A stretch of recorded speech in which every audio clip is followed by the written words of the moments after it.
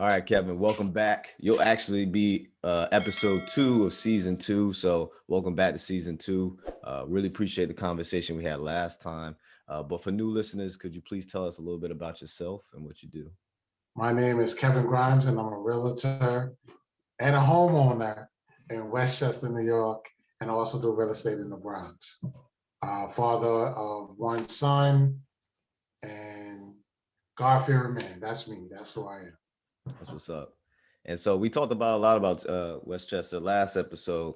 And so just what the market was looking for, what people, either real estate investors are looking for, or just homeowners looking for a primary home, what they were looking for in that area. So if you could now, you have a personal experience. How was that experience in that area, and what could you tell us about that? Well, it was a life-changing experience. It's an experience now that I can not only help guide others through, but also give my personal experience to say how it went. And it was good. It was definitely a scary situation because it was when we discussed how every house was up for on the market was going into bidding wars and the price was going higher and higher. I lucked up to get a deal in which the client was focused on just getting the deal done so they can move on to their next property. So I lucked out and was able to get the job done. And so what type of home did you get?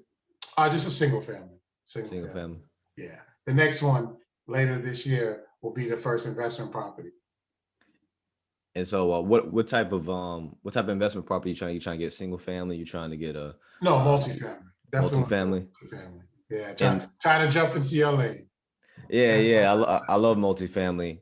For Amira and I, we actually kind of switched up our game a little bit. So we spoke briefly on how we was waiting on the market to change a bit. Remember? Yes. Right. So the shift. The shift. So February, haven't really seen the shift. Haven't really seen much change at all, actually. And so March will make a year when things kind of got crazy with COVID and everything like that. So I'm interested to see with the individuals that will put on those leases, those 12-month leases, right? Let's just say the last end of it would have been people that got their income tax checks in March and April, and now they're at the end of their lease, right? So I'm interested to see what's going to happen after March and April once those individuals, their leases up, because now it's no more. As a landlord, I could let you go now because your lease is up. It's not COVID related, and I'm not going to renew it if you haven't been paying. Yeah, but they can still be a holdover. So if they're there's some sailors. I'm thinking about the Navy. There are some tenants that, if they want to gamble and do that holdover, I don't know what's the highest you can go holdover in New York, but in Virginia, I can go up to 150%. Yeah. So if they want to do that, I got a tenant now that's getting out February 28th because they're not trying to play that gamble. Yeah, that once you do get them in the court, it's game time. Yeah. So she already went through I know all they that. extended it. You can't really bring anybody into court no time soon. I think the next time they said you can bring someone in court maybe June. Yeah. But by that time, they could owe you so much, but it's still a gamble. Like I said, if they want to take the gamble. It is a gamble for the landlords too, because I got to still go after that money. So I got to pay a lawyer. Lucky for me, the lawyer that we have, she's a flat rate. So she's like, for $855, I'll go after your person. So if it makes sense, if I'm trying to go after $5,000, I'll pay $855 for that. Yeah. So if it makes sense to the landlord, but it's a hassle, right? Like I got to chase this person down to garnish them and stuff like that.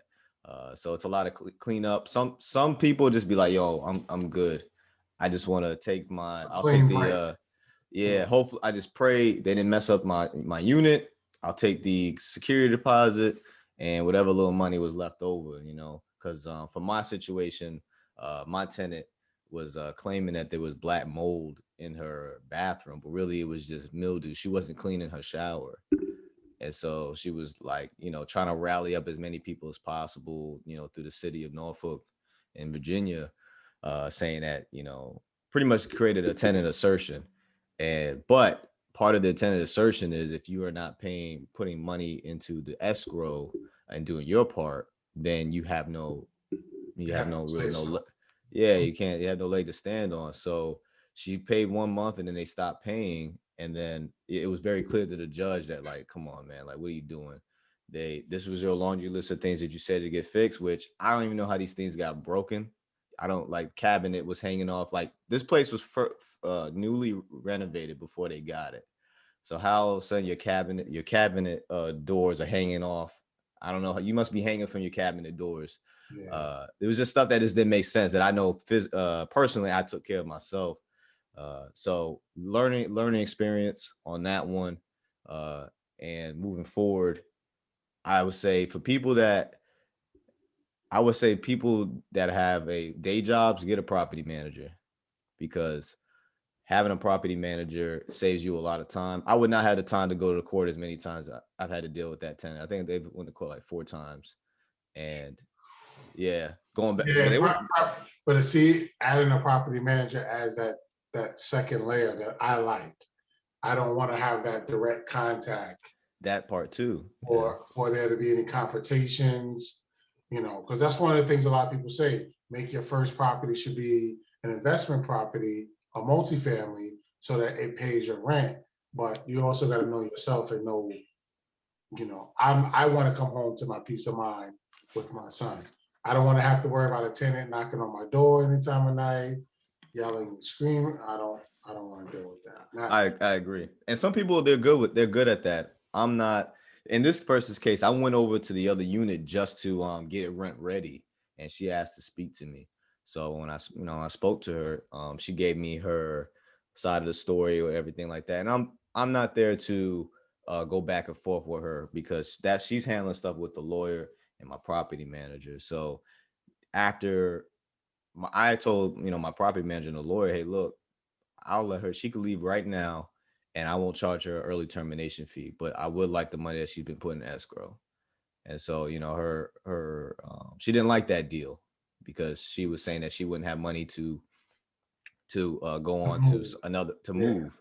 I'm sorry, ma'am, but that's not my problem, because you've been staying at this place, and there's no way that I'm gonna let you just, live there for free. We have bills to pay too. I think I spoke to you about this. Like, I think a lot of times they feel like landlords are like millionaires and we could eat it.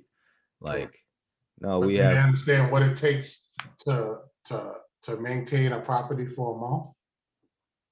Now, they wouldn't be 1 able month, to. it's not easy, and that's something that I think about every day with wanting to become an investor next is, am I ready to take on that type of responsibility? So one thing that saved us a lot in this past, it's been a year, going on about a year now, is the fact that we have reserves. Without reserves, we be crushed. We really be crushed. And without us being creative and thinking outside the box, and this was something Amir and I was just speaking on, about 60-70% of the rent that's been paid in the last year has been through government funded or community funded programs that we helped our tenants sign up for. And so that was just to kind of get them through the rest of their lease. Um, and then we assess. So, like, for one tenant right now, we've assessed her. We got her to get all the way paid up through a program that I helped her sign up through. She Mm, has not gotten a job in those 4 months that I got that program to pay rent for. And so that was my determination, not including the other 6 months that she didn't work either. But with those 4 months, I was like, it's clean slate. Let's see what happens. Ain't get a job yet. Ain't even had to communicate it. So I told the property manager, hey, go ahead and put the 60-day notice in. We gave her a gimme. The company paid $3,500 worth of rent for her. So you got 4 months to hit the ground running and figure something out. yeah, and And that's so, that's a great. I've never heard of anyone taking that initiative to assist their tenants, because there are programs out there that will assist you. I just haven't heard of any landlords taking that initiative to do it. So I like that, thinking outside the box. yeah, I mean, like I said, we got bills. And so I refuse to pay my mortgages out of my own pocket. You know what I'm saying? So if I can't get the tenant to do so, then okay, Section 8, right? So once I started thinking Section 8, because I saw somebody on YouTube talking about insulating their real estate business and how they do so by making it recession proof, pandemic proof is Section 8. Outside of that Section 8, there's other things. Like down here, we have a program called For Kids.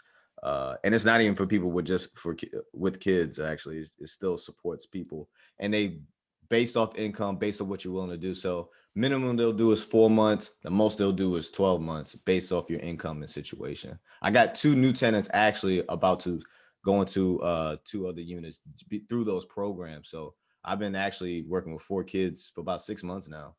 Wow. So that's something I got to keep in mind too, is just, but even programs have been given a bad name because of some bad tenants, right? I think it's just like anything else in this world. You get a few bad people, a few bad apples, but you still have to give everyone the opportunity to grow. You just have to interview the individual and make sure it's the right fit. Yeah, exactly. And exactly what you just said, because most of these tenants, all of them starting off were privately, they had their own jobs. They weren't being subsidized through government programs.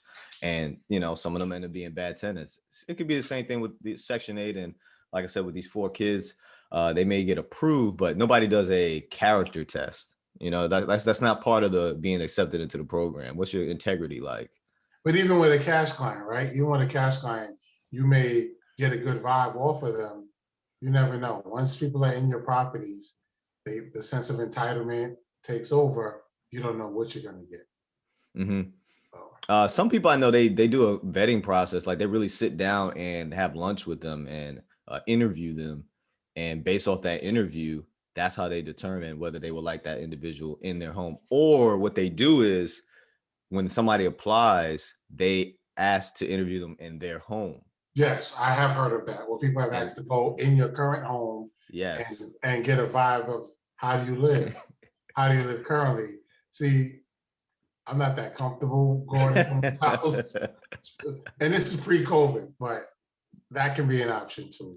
So we'll see. We'll see, and I'll definitely be reaching out to you and your wife for ideas and different tips, because remember how we talked in the last podcast was how to insulate yourself to be able to sustain through no matter what happens. Sounds easy, but life just isn't that easy. No, it's not. Like I said earlier, it requires you to get creative, and it's been a big learning lesson for us, because I feel like if you could get through this as a business owner, as a landlord, then I think moving forward, you got the tools to know how to survive. Correct. So it's not I try not to look at so much as like it was a setback, but more as now I know a whole lot more than I would have if things was going sweet. I agree. You always learn more. You always learn more in hard times, right? Yeah, exactly. And so moving forward, what we decided to do is, because we're not really trying to buy a hole right now, we want to wait for the money to stack back up. But what we want to do is we were looking for a local flipper. One thing is we wanted to get into flipping, but I don't have really the time nor the experience to do it on my own the first time. Mm-hmm. So what I would like to do is I have, some money that I can give another investor, and I want to partner up. I want to learn what he or she may know and get comfortable a couple times. I'll take my 10, 15% interest because I got my stake too. Yes. But I'll take my 10 to 15. Don't get it twisted now. I'm gonna take my 10 to 15 and learn at the same time. Yeah, I'm just not just giving them 10 grand to learn, but in the meantime, get comfortable with that, because I've heard a lot of stories how flipping is not easy. It's not, especially if you're doing hard money, knowing that you got someone you got to pay that money back to. You got those points, the interest that you have to pay back. Yes. Scary. It's definitely a risk. I want flipping's on my list as part of being an investor. I honestly want to just take my time and just the support system that I'm going to be working with, just some experienced investors who have done. One particular guy I'm working with has done 40, 50 projects. Some he's kept, some he's flipped. That's the person that's teaching me and going to show me how to head for the sky. And the big reason why I want to do flipping is not necessarily because I don't like the fact that you only make the amount of money that you make every time you flip. It's not really passive. But the real reason why I want to learn is because of the Burr strategy, where I can flip it and then I hold on to it, rent it out, and then I got mad equity in it. Correct. And then also too, Amir and I are looking at we'll be expanding our family soon. She's expecting in August. Congrats, Thank you, congrats. thank you. And so you got to get a bigger house. So they have That's what comes with it. yeah, yeah. So I'm not trying to. So we look at the homes that we like, and it's just like, yo, do we really want to pay that type of mortgage? No. So what I was thinking was we do a 203K loan. The VA has a 203K loan. It was shut down because of COVID, but I'm assuming by the time the baby's around that maybe it's back up because people getting vaccinated and stuff like that. Yes. So I'm gonna do driving for dollars. I'm gonna drive around, find the ugliest house on the best neighborhood, and I'll be like, that one, we'll 203K loan it, fix it up, and then we'll have equity into a home. It'll functionally, it'll have the 4 bedrooms that we need, 4 bedrooms, 3.5 bath, and then we'll have. I've only would have put, let's say, paid 100, and then put down 70 grand into it. So now we're looking at 170, but then the neighborhood lowest house is worth 350, So now it's not gonna be our forever home, but I got a house now that has over 100 grand in equity. That's what I'm shooting for. It takes care of our family as far as our needs, and when we need to move, I can sell it and we'll make a profit, or we could hold on to it. It would work out to hold on to it because it's a military family area, so it's gonna rent out. Yeah, as soon as you need to rent it, you could just rent it out. Yeah, this is military heaven. Like all 4 branches are here, so it would probably work out on that aspect. Okay. So that's us moving. That's our future. How we looking at right now. Really been working on the podcast / YouTube. So we're taking it's not a 1 month hiatus because we're still working, but it's stop with the episodes moving forward so we can focus on everything. I had a guy interviewed yesterday. I think you like this. I interviewed him yesterday, and he said that a lot of times he drew like a graph, and he said in the graph was energy, and he had 5 different directions of how we spend our energy. Like we try to do everything, right? And then he drew one sphere with energy in the middle of it and just one arrow. And if you would focus on one thing at a time, you'd be able to be more effective and efficient in it and probably get it done faster. Yeah, I think that's the book, One Thing, where they tell you to put all your energy into one thing to accomplish instead of 5 different things. Yeah, it's called One Thing. I'll write that down. Didn't know it was the name of a book. Yeah, I'll send it to you. I'll send it to you. So how's the realtor side been lately these last 5 months? Still up and down. It's getting a little bit slower, but it also depends on the market where you're at. My buyers seem to be a little bit more shaky and taking their time, even though they want to move from where they're at. They're like, I'm still scared to jump into something right away. So, but I still have a couple of buyers closing and getting the job done for 2020. Yeah, because what is everybody's fear like? What are they afraid of for 2021? Because 2020 was like unprecedented. Like we thought like things was gonna go down, but stuff was still good. So, and then now the numbers are going back up. Now with the vaccinations, they feel like the world is starting to work towards the normalcy, but they're not 100% sure because we still don't see the numbers going down. So we don't know what's going to happen. I think the way 2020 was what's the word you want? Monumental, where you didn't know what was going to happen. We're still in that same predicament now. But the uncertainty is they just don't know whether or not some people know that they want to move and they're ready to get into a home. Some people are saying they just want to hold on to their money and see what happens in the next few months. Because the interest rates are still low. Still low. Yeah, absolutely. Absolutely. Because they're so low. I was thinking about refinancing one of my properties, but one of the kind of the golden rules I kind of learned was if you can't pay it back if you plan to sell your home within 5 years, which is usually when exactly. So, and I plan to sell that home. It's a headache. So yeah, don't refinance it. Yeah. because it would make our monthly payments down probably like by 100, but the amount of money you pay back is just because you'll roll in the closing costs and stuff like that. It wouldn't be worth it. Because the idea is to eventually, when I say eventually, looking at 2022 is my dream, is commercial real estate. We want to fold our 5 units into 7 to 8. So we have how much equity? Got about 60,000 of equity in one the duplex, and Okay. about 30 in the other one. So I need to get up to about 100 grand profit between the two of them before I could start looking into buying a 7 to 8 unit. That's what I need. 7 to 8 unit, and also to have what, like a storefront, or Oh no, it's just a 7 to 8 unit. it's a 7 8 unit, nothing. Yeah. Straight residential. Okay.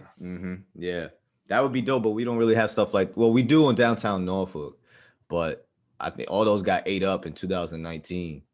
2018, 2019 was crazy in this area. What the deal I got, I won't get right now. Yeah, I would not get that deal right now. What I got, it would my house I bought for 139. That triplex is worth 177 right now in the last 2 years. So I won't be able to. That's why I was, at other people's expense, I was waiting for the housing market to go down. That's why you kept asking. You wanted to know, listen, when it goes down, I want to be ahead of the curve, ready to go. Right? Yeah, because this, I'm just like, I'm waiting because there's so much opportunity for growth, and I can't sit here and talk about everybody's circumstance because there's so many different variables out there.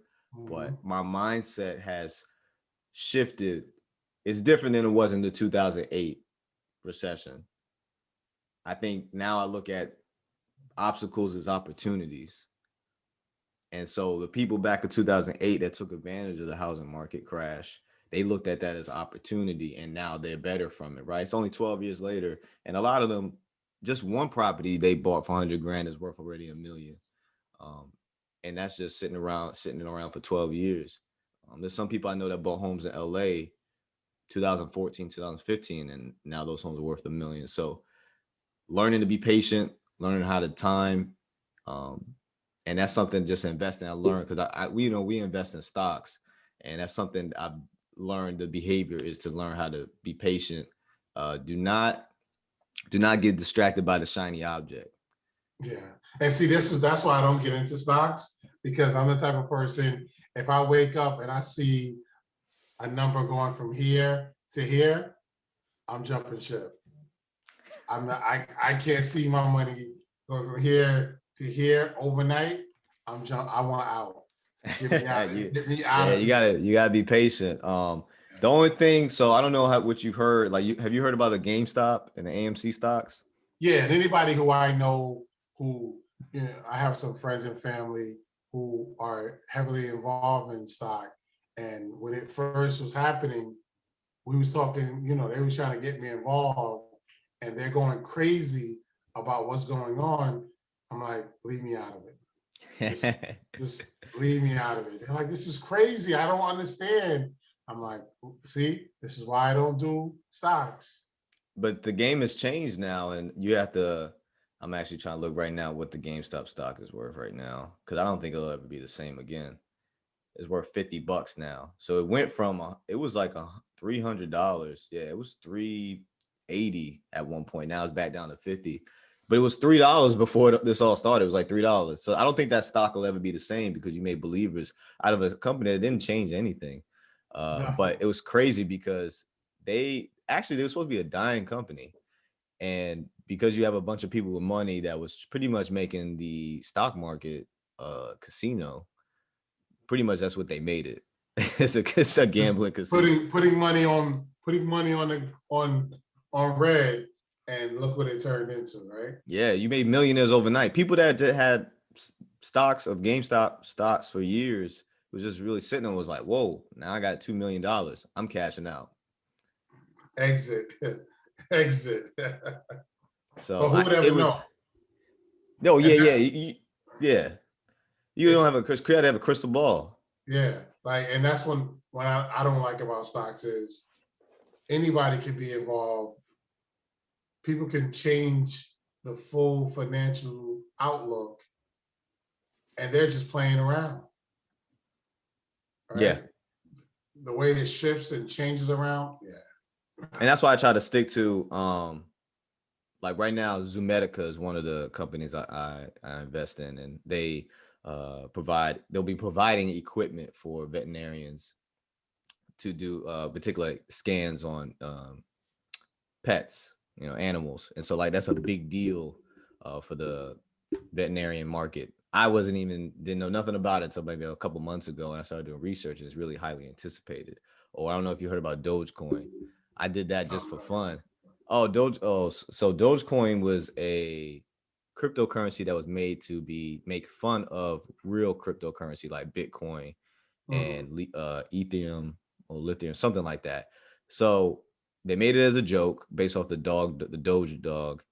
And now I guess you could say the irony is that they are trying to legitimize a cryptocurrency that was made to be a joke. You've had three major companies that have now accept that coin as currency, and you even have Elon Musk, who's been and Mark Cuban, who have talked about it on Twitter, which skyrocketed it up. So I bought it as a joke too, to play around. I bought it at a quarter of a penny, and I had about 30,000 shares. And 30,000 shares buying at a quarter of a penny, now it's worth 8 cents, and I have like $3,000 when I only bought like I said, I was buying it at a quarter of a penny. So another one of those things where like you don't know, you got to just have a gut feeling. Like some are automatic, like Apple, Tesla, it was automatic. Over time, those are gonna you just hold on to those stocks. They're about as good as real estate. Yeah. But some companies, yeah, you're really taking a gamble. That's why I like real estate more. To be honest, I like real estate. I'm not investing. No one has It's got me into addictive. stocks yet. I'm not, and I'm going to stay away from that. You'll catch me in the real estate field investing before you catch me doing stocks. So I was thinking about getting my real estate license when I transfer from my command. I'll transfer in May. And so a couple of people that I interviewed, I think it was after you, they talked about how that they intend to use or have used their commission as a bargaining tool with closing costs. So they'll say, hey, I want to get this house from you for 30 grand. I know you want 37. How about I don't charge you any commission, or on the closing costs, and then that's how they settle on that deal.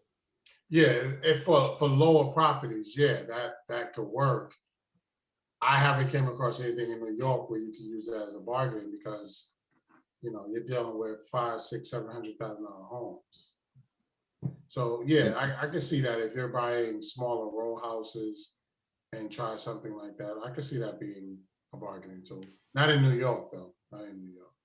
And so you saying because it's so high, the commission is so high?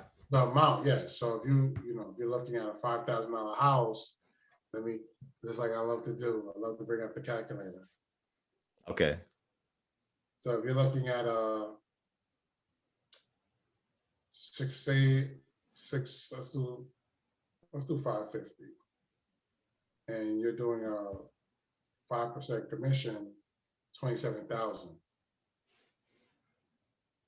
Yeah, ain't nobody's giving up their $27,000 commission on that. But I could see that being a bargaining tool on a smaller deal.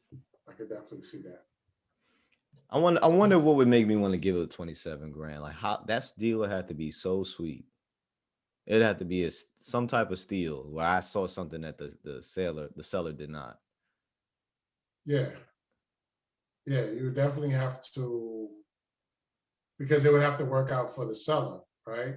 The seller knowing the lower the amount that they're selling the house for, the lower the taxes they have to pay on that transaction. True. That's how you can use that as a levering tool. You won't have to pay me lower the price that you're selling the house for. Helps me out, but it also saves them from paying the taxes on the higher amount, especially if they're flipping it. flip tax.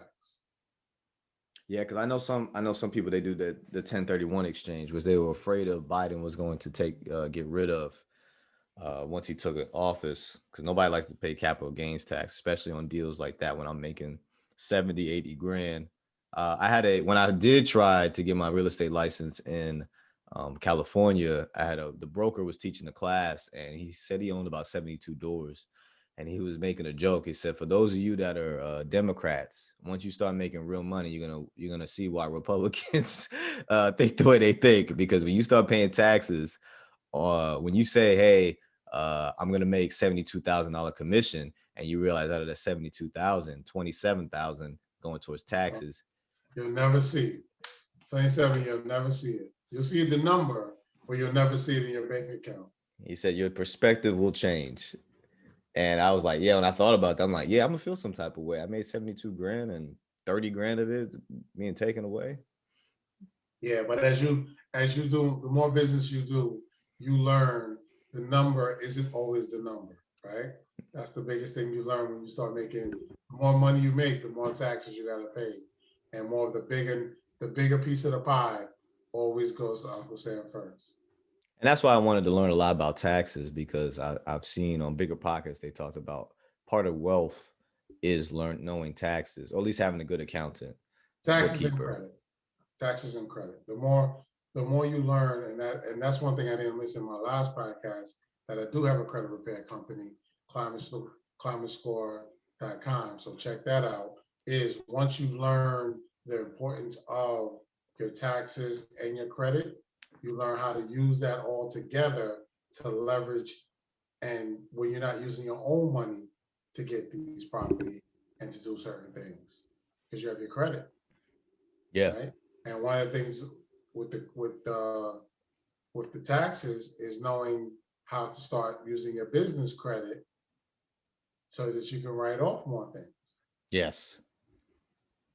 Yes, and I definitely got educated a lot more last year when it came to the business credit, having the LLC, difference between the LLC and the SCorp, and how those big difference. Things get spicy. Things get real spicy when you get the SCorp, and I can see where they're coming from. I can see why some people, if you don't have, if you're not righteous in a particular way, I can see how you could take advantage of a lot of the loopholes and opportunities when it comes to those being in that part of the business world. I would say. No comment. But let me tell you what I will say, right? Even when they start talking about how Donald, somebody, or any of these other individuals don't pay taxes or have only paid hundreds of dollars in taxes, is because their accountants understand the system. Yes. That's all I'm gonna say. I would. This is what I will say. So they always talk about taxing the rich, and one thing that I will say is, I'm okay, and I say this because I hope one day, when I become wealthy, I would like for this to be taken consideration. If I am providing a service to my community or to the world, right? I'm providing jobs for thousands and millions of people. Then why shouldn't I get a tax break? Correct. That's how I look at it. I'm helping the economy because of what I have created or what I provide. But why you can't? And I get what you're saying. You want to get that tax break at that level, but what about if you just employ 4 people? Yeah, and so obviously, should I not be able to take advantage of those same tax breaks if I'm employing 4 people? So I think there should be tiers to it. Hey, if you have 1 to 50 employees, this is the tax breaks you get. 50 to 100 or 150, that's the tax breaks you get. So, companies like Amazon or Microsoft, obviously they get probably the highest tier there is, because they provide jobs all over the world, and it could go like that. That's me in a simplistic way. I'm not an economist. I don't know how much money it takes to run the country and how much taxes are really being spent wisely. But that's how I would look at it from a businessman perspective or woman's perspective. Yeah, but you said you've done your homework, so you understand the difference between the LLC and the SCorps. Just knowing that type of information will change your whole mindset on even the way you live, right? The way you spend, and the way you pay your bills. You think of things a little bit different because now you're trying to figure out what you can write off, keeping your receipts, keeping track of the money that you're spending. And that's one of the keys to wealth as well, is understanding and watching your spending and know what you can write off and what you can't. Yeah, so I've been building my folder because it's about that time to start doing taxes. And where's my book at?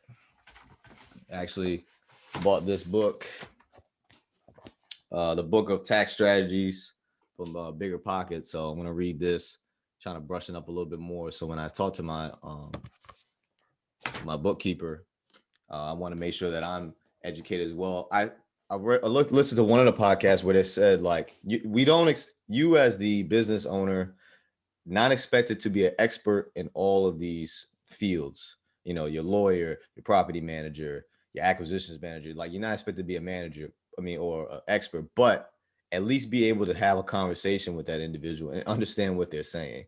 Correct. You know. Correct. So it's just like being a CEO, right? They say a good CEO shouldn't know every single department, but a CEO should know how to interact. And what I took that to mean is when they say interact with each department, it's just knowing a little bit about what they're doing. So they're not talking over your head. You have no idea what they're saying. So that's something that I read in a book too, saying just be able to interact with each and every department to know what's going on makes you a good CEO and a good leader.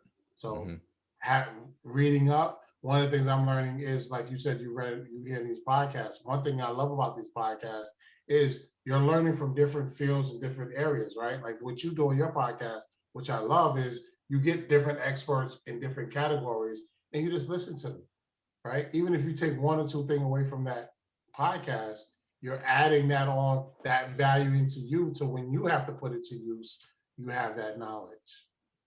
Yeah, and that's what I like. I like the fact that as long as you get one idea, and that's what they were saying about books too. As long as you got one or two ideas from a book, then you didn't waste your time. Because you'll find yourself, huh? Now I was gonna say, like today, right? I hope people, if any, I always want them to walk away from this podcast saying home ownership is important, understanding your business, understanding credit, and understanding your taxes. Important things. So you walk away with those three things from today's podcast, you've done your job, I've done my job.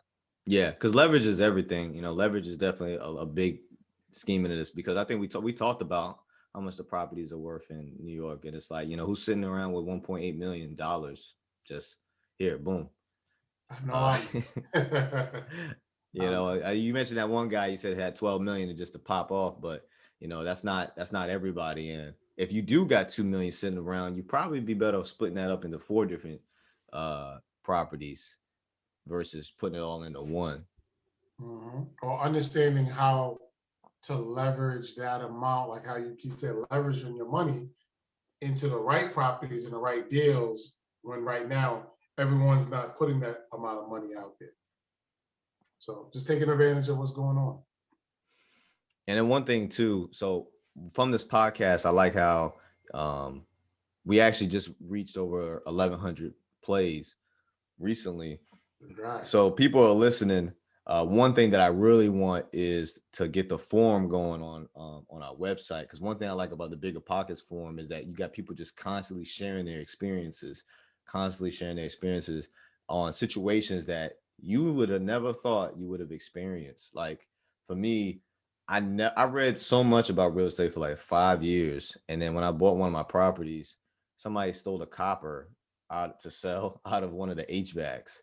And I'm like, I never read about this. This is something completely new. As we got a new HVAC. It was actually part of the deal. So the seller was actually very generous in that situation. But he was saying that people steal copper out of HVACs to sell, I guess, for drugs or whatever the case may be. I didn't know that was a thing. I didn't know that was people get that desperate. So I have a secret. After we finish this podcast, I'm gonna tell you something that someone put me on to that I want you to do down there. And bet you it will probably it'll change a lot of what you're doing, because I don't want to give it away to everyone, right? But having that dialogue into different industries, Okay. like the forum, is Yeah, very, yeah. very useful. And I'll show you. I'll give you something out after this that I'm jumping in for myself and what my team is working with me on doing. That if you do it in your area, I'm sure it will change everything that you're doing. There was, so I'm glad they reminded me of something that you said you was working with like single mothers, right? And That's so one of the things I'm working into.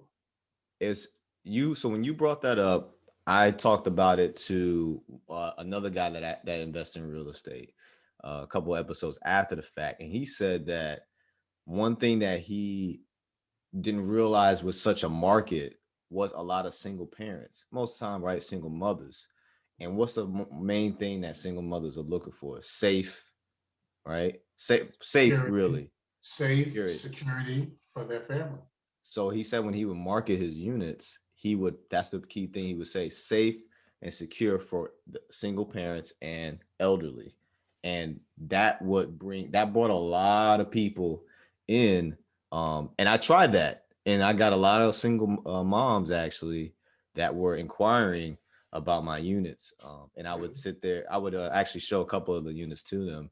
And so just a little tidbit, there's, I'm not saying it's based off the area that you live in, because I've only ever bought real estate in Virginia, but it definitely works for that demographic, the elderly or single parents, because those are the two key words they're looking for: safe, quiet neighborhood, safe for kids, stuff like that really attracts those type of people. And you see how the conversation we had transformed into another conversation, and it's just all learning, right? And that's what this podcast is about, and why I love talking with you, is just building and understanding. Take this conversation, add it to another conversation. You never know where it's going to get you, and what you're Yeah, going to do bigger and better things. because it's just All right. small things. It was just small words that you just add, and it changes the trajectory of the leads that you get. And it was just a small change. And he's a marketer. He builds websites for companies, and it's all about the wording and certain pictures for him. And so Correct. he was saying, he's like, if you don't know what to put on your website, put a baby. He says, statistically, people click on babies. They just love babies. So I use that to help build up my Instagram, actually. With your For son? no, not Oh, even with my son. Different. I would do cute baby of the day once a week, oh, wow. and it helped build up my following. That's a tip I can tell everybody. Now understand, doing that, you're going to get a headache, because people that you personally know would get mad at me and say, all right, I think my kid is the cutest, put my kid up there. And then I wouldn't do that. I would never put up a baby that I knew, because people are opinionated on social media. Yeah, they're I cruel. don't want anybody to get offended by someone's opinion on their kid that they're not the cutest kid of the day. So I would never put up a kid of someone I personally knew. So that's just a tidbit. So Tidbit to build your social media yes, and to get people to go to your website kids and or dogs, stay there. kids and dogs. Yeah, And dogs. now beautiful homes. I had to stop because everyone's doing that. Every realtor now is putting up pictures of a nice house to get your attention. So I stopped doing that. I've added a twist to it. So that's what everyone loves. Pictures of nice So homes. yeah, you're right, because we interviewed a couple that do home stage. Well, they flip homes, but they also do great home staging. Mm-hmm. And I was asking them, because I'm thinking when I do my first flip, I'm just worried about flipping it, and then somebody's just gonna be impressed by the new kitchen, like we talked about, right? Get the kitchen Mm-hmm. to pop, boom. Wife is gonna be like, hey, let's get it, baby, and certain other things here and there. But they were telling me like the difference, the small investment of let's say $1,200 to home stage, they were able to get away with the slightly inflated price of the home because of how they home stage the house. So yeah, I home stage it for 1,200, but I probably got it 6-7 grand over the average in that neighborhood, and I could get away with it. Correct. And if you see on the TV shows, the flippers all have staging, right?